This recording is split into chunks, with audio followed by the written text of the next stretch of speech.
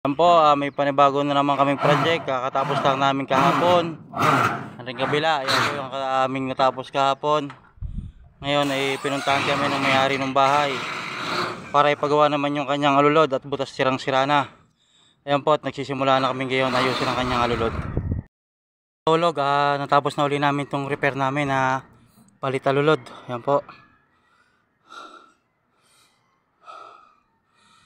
Hindi natutulo sa bahay ni Sir. Yan, maraming salamat po sa inyong pagtitiwala. Yan. Wala na, kahit umulan na, hindi na kayo maglilimas sa loob. Yan. Yan po, sa mga gusto magpagawa, yan, mag-PM lang po sa amin.